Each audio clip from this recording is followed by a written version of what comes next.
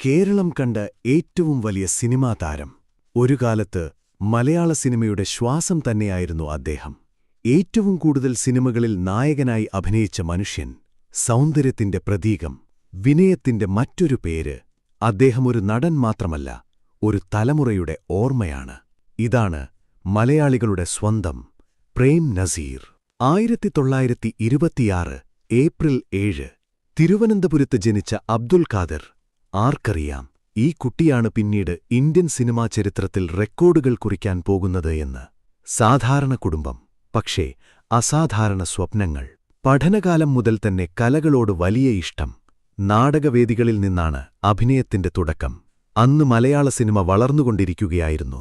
അതിലേക്കാണ് ഒരു യുവാവ് പ്രതീക്ഷകളുമായി കടന്നുവന്നത്. 1952 പുറത്തിറങ്ങിയ മരുനാട്ടിലൊരു മലയാളി എന്ന സിനിമയിലൂടെ അബ്ദുൽ ഖാദർ പ്രേം നസീറായി മാറി. അതിനുശേഷം സംഭവിച്ചത് ചരിത്രം. ഒരു വർഷം 2 സിനിമകളല്ല, 15ഉം 20ഉം സിനിമകൾ.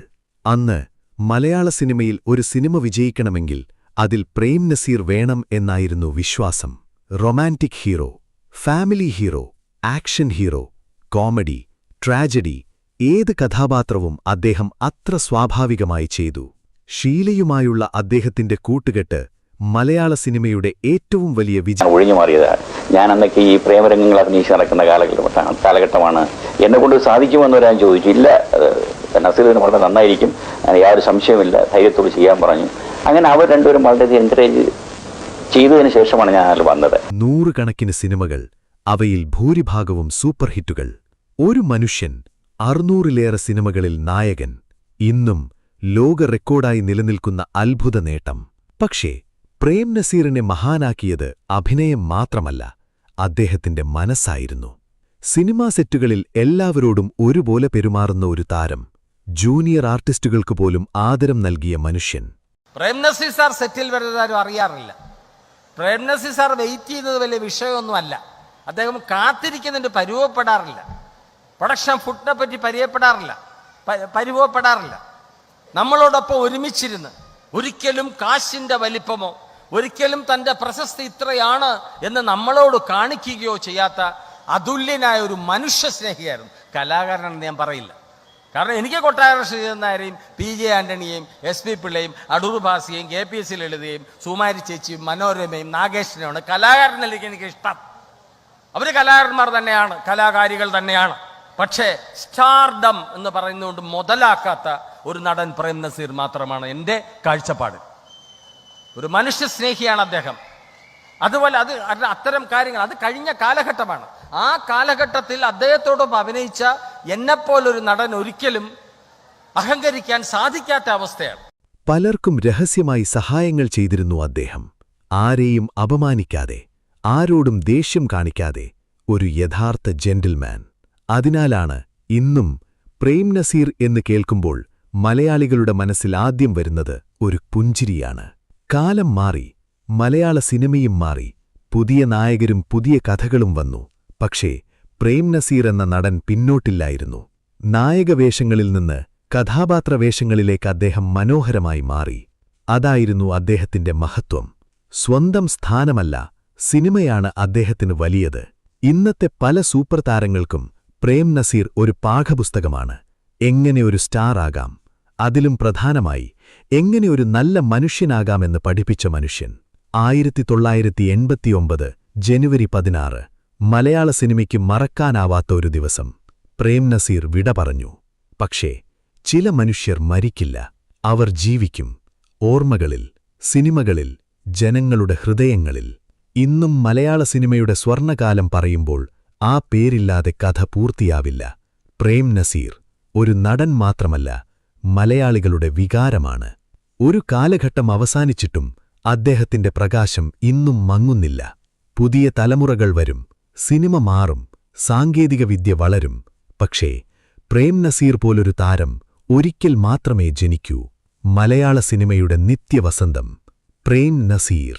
1989 ജനുവരി 16 മലയാള സിനിമയുടെ ഹൃദയം ഒരു നിമിഷം നിശ്ചലമായി. ആയിരങ്ങൾ അവസാനമായി കാണാനെത്തി. ഒരു നടനെയല്ല, ഒരു കാലഘട്ടത്തെ. അദ്ദേഹത്തിന്റെ അവസാന യാത്രയിൽ പുതിയ തലമുറയുടെ 2 മഹാതാരങ്ങൾ മോഹൻലാലും മമ്മൂട്ടിയും അദ്ദേഹത്തെ ചുമന്നു നടന്നു.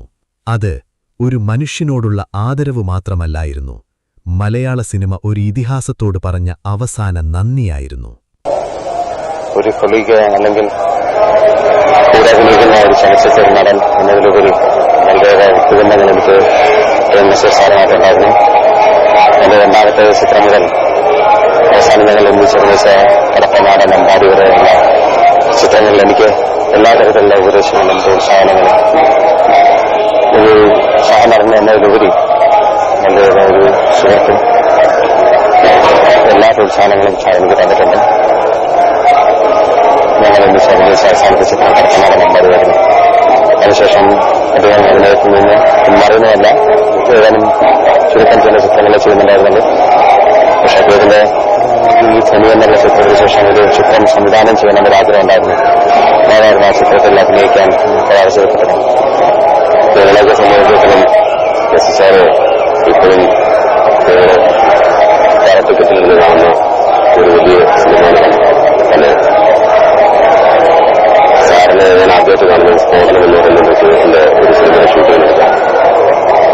ഞാൻ അദ്ദേഹത്തിന്റെ അടുത്ത് പോകാൻ മേടിച്ചിട്ട് അദ്ദേഹത്തിനടുത്ത് പക്ഷേ അത് എന്റെ അടുത്ത് തന്നെ വന്ന് സംസാരിച്ചു. കണ്ടിട്ട് എല്ലാ ആശീർവാദങ്ങളും ഒരുപാട് പ്രോത്സാഹനമാക്കുന്നതായിട്ടുണ്ട്. പുതിയുണ്ട് നിർമ്മിച്ച അദ്ദേഹത്തിന്റെ പടം പടയോട്ടം, അതിന് അദ്ദേഹം നായകൻ ഞാൻ ഒരു വലിയ നാട്ടാണ് വിളിച്ചത്. എപ്പോഴും എന്റെ ഓർമ്മ സ്റ്റണ്ട് സീനിൽ എന്റെ വാള് വെച്ച് ഉറുമി വെച്ച് നോക്കി ഇദ്ദേഹം പറയുന്ന ക്ലോസപ്പ് എടുക്കണം. ഈ ക്ലോസപ്പ് എടുക്കുന്ന സമയത്ത് എന്റെ സ്റ്റണ്ട് മാസ്റ്റർ പഠിപ്പിച്ച 2 ഭാഷ എന്റെ നോക്കുന്നുണ്ട്. പക്ഷേ ഇദ്ദേഹം സ്റ്റണ്ട് മാസ്റ്റർ മാറി വെക്കാൻ പറഞ്ഞിട്ട് വാള് വാങ്ങിച്ച് അദ്ദേഹം ക്ലോസപ്പ്, അദ്ദേഹം ഹോട്ടലില്ല, പക്ഷേ ക്ലോസപ്പിൽ എന്റെ മുഖത്ത് കൊള്ളാതെ അദ്ദേഹം ഹോട്ടലിൽ ഞാൻ അദ്ദേഹത്തെ കുറിച്ച് സാധ്യത കൊടുക്കുന്നു. പിന്നെ ഒരുപാട് കാലം മനസ്സിലാക്കി ഒരു സീനിയർ ആർട്ടിസ്റ്റ് എന്ന നിലയിൽ എന്നാൽ അദ്ദേഹത്തെ നിർമ്മാണിച്ചു പോകുന്നൊരു വലിയ വ്യക്തിത്വമാകും നസീസാറുണ്ടായിരുന്നു. അദ്ദേഹം ഒരുപാട് നല്ല സിനിമ നിർമ്മിച്ചിട്ടുണ്ട്. ഒരു നടൻ എന്ന നിലയിൽ, ഒരു വ്യക്തി എന്ന നിലയിൽ അദ്ദേഹം തകർക്കുകയാണ്. ഇന്നും പഴയ സിനിമകൾ ഓടുമ്പോൾ ആ ചിരി വീണ്ടും ജീവിക്കുന്നു, ആ ശബ്ദം വീണ്ടും കേൾക്കുന്നു. കാലമെത്ര മാറിയാലും പ്രേം നസീർ എന്ന പേര് മലയാളികളുടെ ഹൃദയത്തിൽ നിന്ന് മായില്ല. ചില താരങ്ങൾ അസ്തമിക്കും, പക്ഷേ ചിലർ എന്നേക്കുമായി പ്രകാശിച്ചുകൊണ്ടിരിക്കും.